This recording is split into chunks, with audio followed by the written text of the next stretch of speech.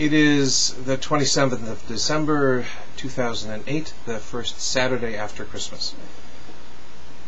As my written part of the blog post suggests, I'm restarting my blogging specifically about practice matters.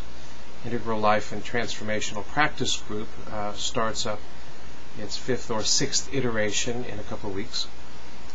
And I want to launch this video blog, or combination regular blog and video blog approach to tracking what I'm up to, both for my benefit and for the benefit of some folks who have asked for me to share what my daily practice endeavors or experiments are like.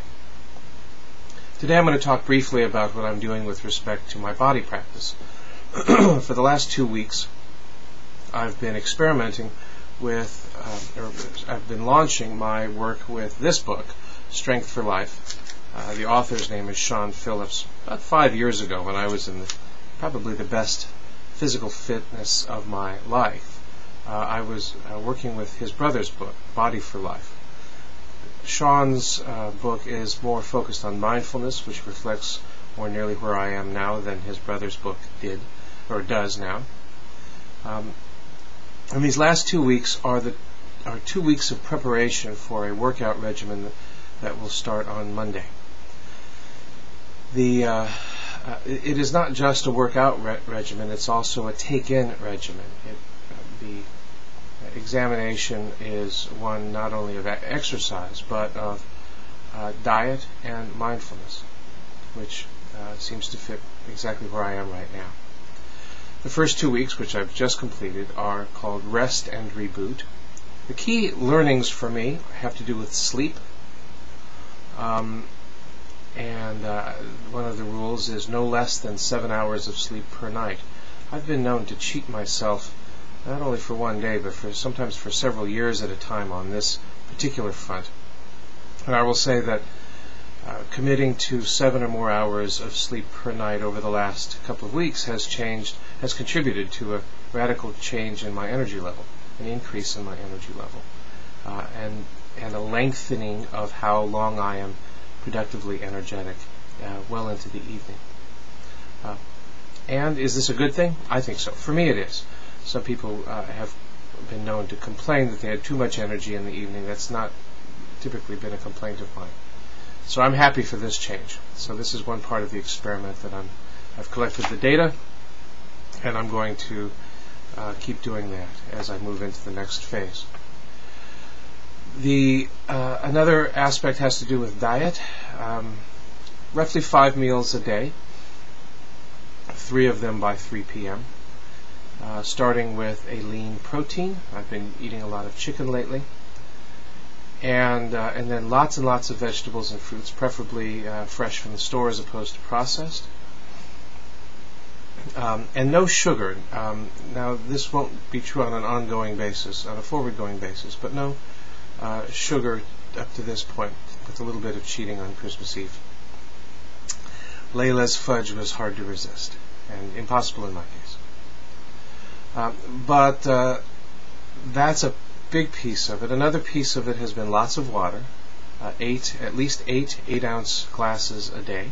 I've been in the 12 to 13 glasses a day range for most days. Certainly no less than 8. No alcohol consumption. So I didn't do any alcohol for again, with the exception of Christmas Eve, for the 12 days of that experiment. And I think that will inform future consumption. I'm almost certain not to consume on the night before a weekday on a going forward basis. I'm realizing that on my work days I like getting up early and energetic, and even the smallest amount of alcohol the previous evening seems to get in the way of that. So that's another takeaway lesson for me. The fitness program so far has been light. Every other day, Monday, Wednesday, Friday, it's 3 sets of 3 different exercises: push-ups, squats, and abdominal crunches. Not particularly heavy workout, and there's a 10-minute aerobic warm-up, but a gentle aerobic warm-up before that. The purpose of this is to clean one's body out and get it rested and prepared for what is a pretty intense 12-week program that starts, in my case, on Monday. That would be the 29th. And I'll be writing and speaking at some length about that when it starts up. This weekend I'm taking it easy, little stretching, little gentle stretching, and lots of sleep, and very limited alcohol consumption, very good food. It's easy. What's terrific about my particular situation is that I'm living in an Iranian household.